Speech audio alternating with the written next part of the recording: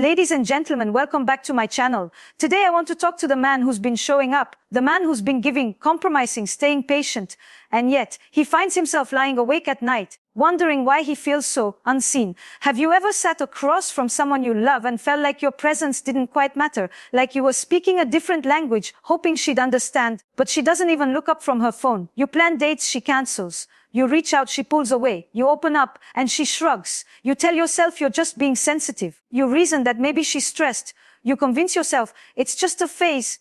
But deep down, something in your gut whispers you're not being valued. And I want you to listen to that voice, not from a place of anger, not from a place of revenge, but from a place of self-respect.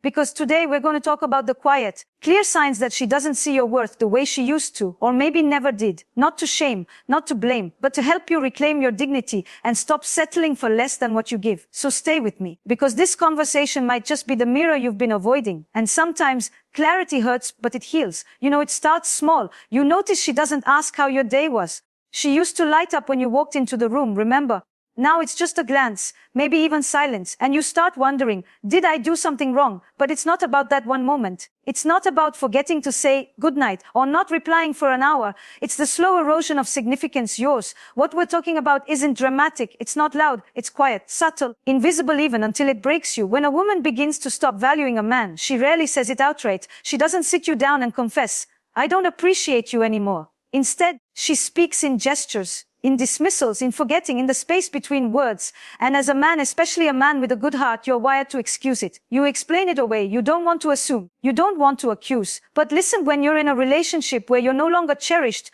you start to feel like you're slowly disappearing.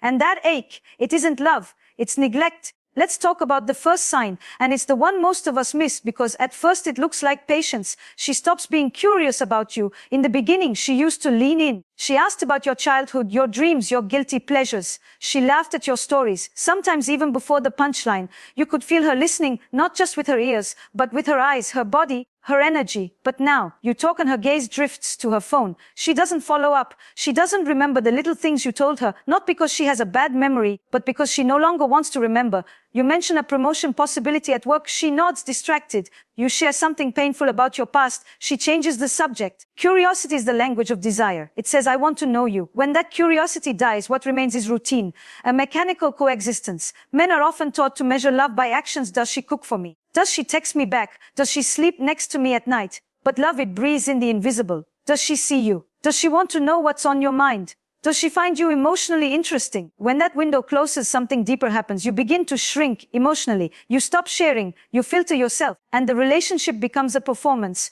where you smile and nod and try not to make her uncomfortable with your feelings. But intimacy without curiosity is just coexistence. It's two people occupying the same space, but not the same world. And here's what's painful: when you bring it up, she might say, I'm just tired. Or why are you making a big deal out of nothing? And you question yourself again. You retreat. You don't want to be too much. But the truth is, when someone stops being curious about you, they stop learning you. And when they stop learning you, they stop loving you with any kind of freshness or intention. Let's talk about the second sign. This one's heavier, and it happens in silence. She withholds appreciation. You do something thoughtful. You bring her coffee. You fix the door that's been squeaking. You hold space for her breakdown after work, and she says nothing. She used to say thank you. Not always with words, sometimes with a kiss on the cheek, a smile, a lingering glance, but it was there. A sense of, I see what you did, and I'm grateful. Now it feels like a transaction, or worse, a duty, as if you should be doing those things anyway, and your efforts don't warrant recognition. You begin to notice that she compliments other people more than she compliments you. Her friends, her coworkers, even strangers online. You scroll through her social media and realize she's praised her hairstylist more than she's acknowledged the way you hold her through her anxiety. And here's the thing. Most men won't admit they need appreciation. We're told to be strong, to be stoic, to give and not expect anything in return. But here's the truth. Even strong men with wide shoulders need soft places to land. You don't need to be celebrated, but you do need to feel like you matter. Appreciation isn't about ego. It's about emotional oxygen. Without it, love suffocates.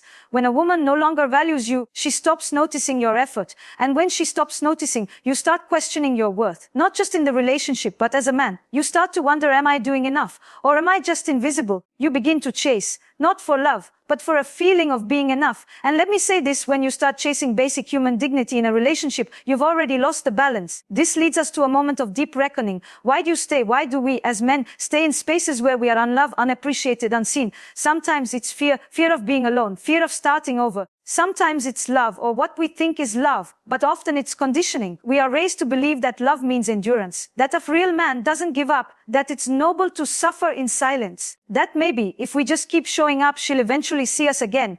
But here's the truth no one tells you. You cannot be loved correctly in a place where your presence is no longer sacred. So, if you felt these two things, her disinterest in your inner world and her consistent withholding of appreciation, I want you to pause, not run, not react, just pause, take inventory quietly, with honesty, with compassion for yourself. And understand this, you are not too needy. You are not asking for too much. You are asking the right person for something she no longer wants or knows how to give. You are not here to beg for crumbs. You are here to be fed. And if love is a table, then the woman who no longer values you stopped cooking a long time ago. Now let's keep going, because there's another sign, and it's the one we see the most, but understand the least. And once you see it, you can't unsee it. When you feel emotionally malnourished, you start to crave the smallest things. A warm smile, a thank you, the sound of your name said with affection. But when you're with a woman who no longer values you, even those small gestures become rare. You begin rationing your emotions. You stop speaking your truth. You walk on eggshells, trying not to make her colder than she already is. And that brings us to the third sign. She criticizes who you are, not just what you do. This one is particularly devastating because it's the slowest erosion of your identity.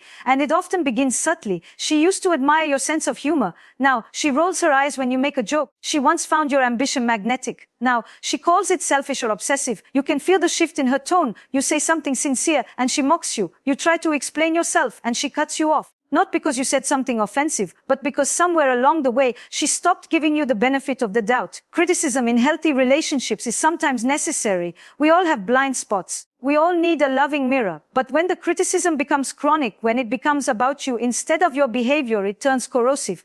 There's a difference between saying, I felt hurt when you forgot our dinner, and you're always so selfish. The former invites connection. The latter diminishes your worth. You begin to feel like you can't do anything right. You're too quiet, or too emotional, or too disconnected, too available, or too distant. And no matter how you try to adjust, it's never enough, because it was never about your behavior. It was about her changing perception of you. This kind of criticism isn't about conflict, it's about disconnection. And that disconnection is a symptom of something deeper, something she may not even admit to herself. She stopped rooting for you. She stopped admiring you. And in her heart, she no longer believes you're the man she once desired. And when a woman no longer believes in her partner, she doesn't leave right away. She tests. She pushes, she pokes. She becomes mean not because she's evil, but because she's emotionally lost. Sometimes her cruelty is a way to justify her distance, to make you out to be the problem, to convince herself that pulling away is your fault, not hers. And as a man, especially one who still loves her, you try harder, you shrink, you change, you beg without begging, hoping that if you just become the right version of yourself, she'll see you again. But love built on fear is not love. And relationships that require you to abandon yourself eventually destroy you. Now, let's talk about the final sign. And this one is often misunderstood. She stops making emotional investments in the relationship. This doesn't mean she stops showing up physically. She may still share a bed with you. You might still go out for dinner. She might still ask how your day was. But underneath the routine, there's a void, a hollowness. She doesn't initiate conversations that matter. She avoids emotional intimacy. She dodges vulnerability. You notice she's more emotionally available to her friends, to her work, even to strangers online than she is to you. She no longer dreams with you. There are no shared visions, no in the future. When you speak about long-term plans, she gets vague. When you express your needs, she gets defensive. And you feel it, not in words, but in the way she no longer reaches for your hand during a movie, in the way she avoids eye contact during arguments, in the way her hugs feel polite. The thing about emotional investment is that it cannot be faked. It shows up in how we listen, how we respond, how we choose to participate in the emotional rhythm of the relationship. And when a woman stops emotionally investing, you feel like you're in a relationship with a roommate or a ghost. She's there, but she's not with you. And this can be so confusing because she might still say she loves you. She might still wear the ring. She might still post pictures of you online. But deep inside, you know the difference between being loved and being tolerated. You sense the shift not in what she does, but in how she feels when she does it. And no matter how logical you try to be about it, it hurts. Because emotional starvation is not logical. It's primal. You try to get closer. You plan a trip. You write a letter. You ask her to talk. And she says, "Why are you being so dramatic?" Or worse, nothing's wrong. You're overthinking. But if your needs make someone uncomfortable, if your desire for closeness becomes a burden, you begin to internalize the idea that love is punishment. And that's the danger. Because when a woman doesn't value you, she doesn't need to break up with you. She just needs to stop showing up emotionally. And over time, you'll do the rest. You'll stop asking. You'll stop trying. You'll stop feeling until one day you look in the mirror and you don't recognize the man staring back. He's tired. He's silent. He's become a ghost of the man he once was because somewhere along the way, he thought that to keep her, he had to lose himself. And I want to say this with as much tenderness as I can. If you have to become invisible to be loved, then it's not love, it's survival. And you are not here to survive your relationship. You are here to thrive inside it. So what do you do when you see these signs? When you feel the void, the distance, the slow devaluing of your essence? You stop trying to prove your worth to someone who has chosen to forget it. You stop bleeding for someone who won't even offer you a bandage. You stop confusing comfort with connection, routine with romance, presence with partnership. And you remember you are not hard to love. You are just trying to be loved by someone who no longer knows how. But even now, even in the confusion, the silence, the ache, there is hope. Not necessarily for the relationship, but for you, for your wholeness, for your voice, for your sense of self, because once you recognize what love is not, you begin to remember what it should be. And that, my friend, is where healing begins. There's something incredibly powerful about reaching the end of your emotional rope, not the kind that makes you bitter, not the kind that turns you cold, but the kind that makes you wake up. You stop blaming her. You stop blaming yourself. You stop trying to edit your worth to fit inside someone else's indifference. That right there is the beginning of liberation. You see, when a woman no longer values you, it's not always out of malice. Often it's just emotional drift, disconnection, neglect that started small but grew over time. Maybe she got too comfortable. Maybe she lost herself too and doesn't know how to meet you anymore. Or maybe she just stopped seeing you as someone worth fighting for. And that's hard to say out loud, harder still to accept. Because most men were never taught what it means to be emotionally valued. We were taught to be useful, to be providers, to be strong, needed, consistent, but not necessarily cherished. We're told that if we just do enough, fix enough, give enough, hold enough, the woman will naturally reciprocate. But emotional reciprocity doesn't run on logic. It runs on presence, on respect, on seeing each other, not just as roles, but as people. So if she's no longer asking about your inner world, if she's stopped appreciating the love you give, if she's become critical of who you are, and if she no longer invests emotionally in the relationship, then yes, she's no longer valuing you. But here's what I want you to remember. This isn't where your story ends. It might be where this relationship ends.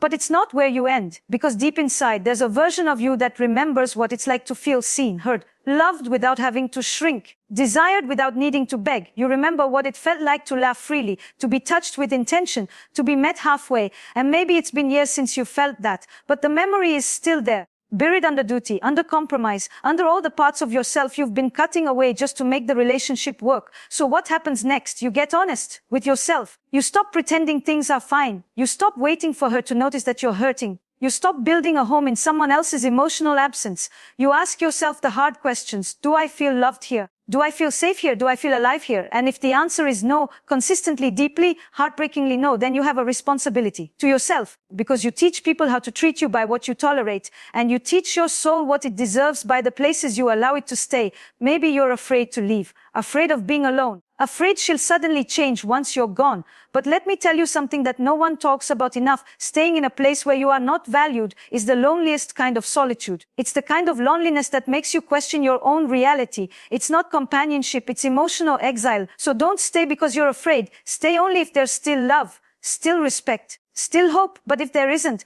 then grieve, feel everything, and then rise.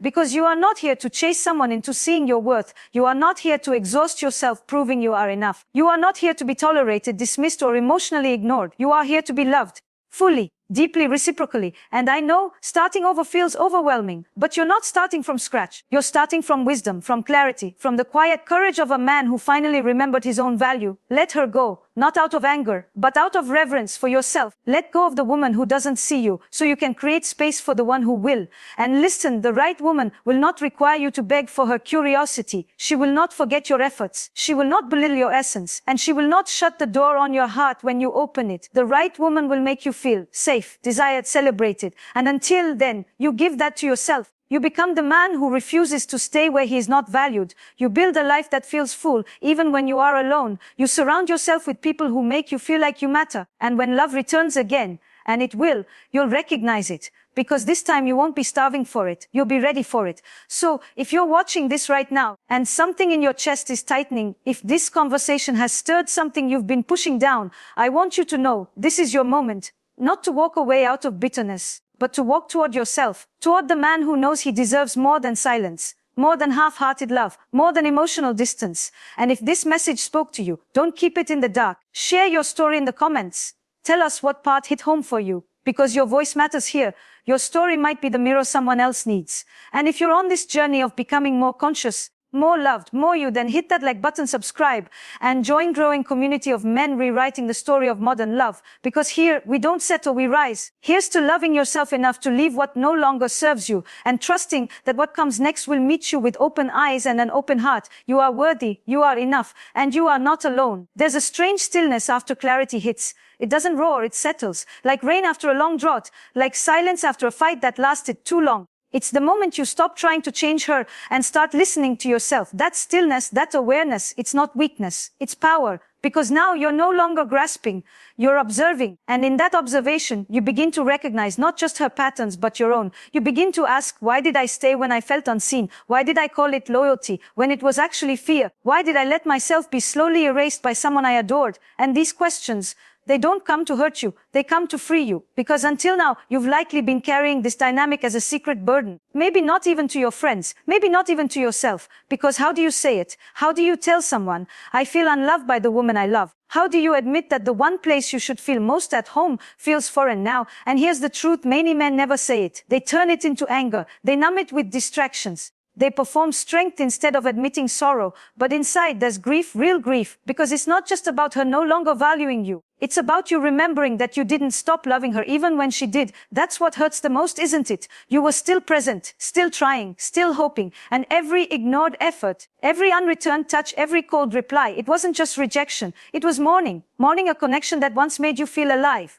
Mourning the version of her that used to adore you. Mourning the man you used to be in her eyes. But listen closely, grief, when honored becomes growth. And this is the part no one teaches us. You are allowed to outgrow a relationship that no longer meets you. Even if you once called it home. Even if you still love her. Even if you built a life around her presence. Because love without value is not a safe place. It's a mirror that distorts you. That makes you doubt your instincts. That rewards your silence but punishes your truth. And if you have to silence your truth to stay connected, then what you have isn't love. It's emotional captivity. So now, I want you to do something brave, not loud, not dramatic, just brave. I want you to tell the truth first to yourself. You separate, write it, say it aloud, something aloud. I feel like she doesn't see me anymore. Or, I don't feel emotionally safe here. Or maybe just, I miss being loved out loud. Start there, because when you speak the truth even quietly, you begin to rebuild your relationship with yourself. And once you reconnect with your truth, the fog begins to lift. You stop trying to analyze her silence. You stop making excuses for her cruelty. You stop bargaining with your own dignity. You realize that the real relationship you've been fighting for is the one between you and yourself. And that changes everything. You no longer ask, how do I get her to love me again? You ask, why did I stop loving myself enough to accept this? And that shift, that pivot back to yourself, it's what makes healing possible. Because love doesn't just break us, it also awakens us. It reminds us of the parts of ourselves we've neglected. It shines a light on the wounds we try to cover with closeness. And if you're willing to face it, not just the relationship, but the you inside it, you come out wiser, more grounded, more whole, more honest about your needs, your limits, your capacity to be loved fully. And yes, maybe one day you'll meet someone else, someone who listens with their heart, who looks at you with softness, who treats your vulnerability not as weakness, but as sacred. But even if that doesn't happen right away, you will be different. Because once you know what it feels like to be devalued, you'll never settle for halfway love again. You'll never twist yourself to fit into someone's emotional vacancy. You'll never wait to be chosen in a place where you're already invisible. Instead, you'll choose yourself, not in arrogance, but in reverence. You'll walk differently, speak differently, love differently, because now you understand that real love is not about proving your worth, it's about being met in it. And when a man starts walking in his worth, he doesn't chase, he doesn't plead,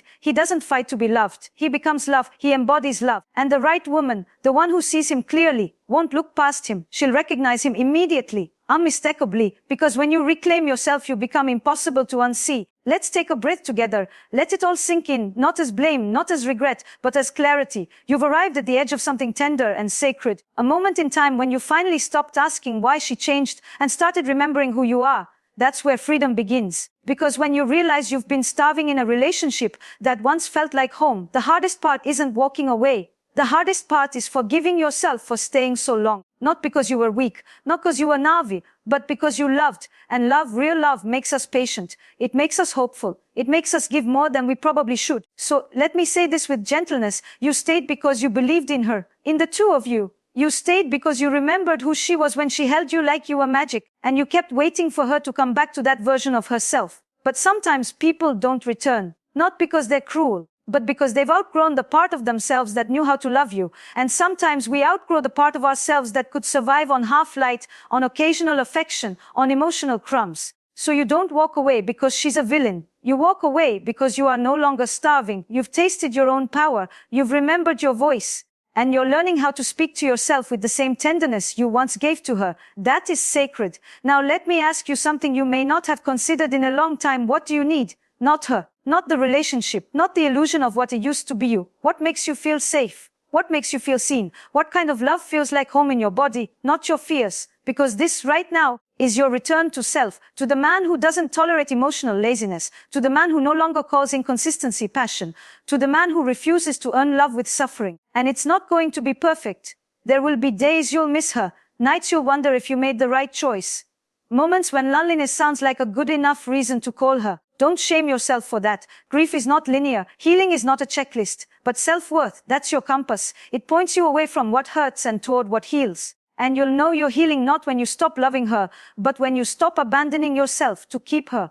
That is when your life begins again. Because here's what I believe. When a man stops chasing validation, when he stops listening to the softest voice inside him, the one he's ignored for years, when he treats himself like someone who deserves more than just being good enough, he becomes magnetic. He becomes grounded. He becomes undeniable, not because he's louder, but because he's whole. And that kind of man doesn't beg to be seen. He walks in a way that makes the world notice. He doesn't try to fix broken love. He creates the kind of love that never requires fixing. And if you're that man now, or becoming him, then let me leave you with this. You are not too much. You are not too emotional. You are not too sensitive. You are not asking for too much. You are simply asking for love to meet you where you're willing to meet it. And if she can't, won't, or doesn't, you thank her for the lesson. You close that chapter with grace, and you turn the page toward a life that nourishes you. You build a new relationship with yourself, with your truth, with a partner one day who values you from the start. And here in this moment, you make a quiet vow to never again settle for being unseen, to never again abandon your needs in the name of keeping someone who won't fight for you, to never again let someone else define what kind of love you're worthy of receiving. You get to choose now. You get to rise. And I hope you do, because we need more men who lead with self-respect, who love with wholeness, who walk away not out of hate, but out of deep, unshakable love for themselves. And if this message touched something inside you, I want you to leave a comment below. Tell your story. Say what hurt. Say what helped. Because there is a brotherhood of men right here who are waking up just like you. And your voice might just be the torch someone else needs to find their way out of the dark. So like this video, subscribe to this channel. Share this with a friend who's been going through it quietly. Because no man should have to carry the weight of unworthiness alone. Here's to your heart. Here's to your healing. Here's to the kind of love that doesn't ask you to become smaller, quieter, or less. You deserve the kind of love that sees you clearly and still chooses you every single day. Until then, choose yourself. Because that's where real love begins. Always has. Always will.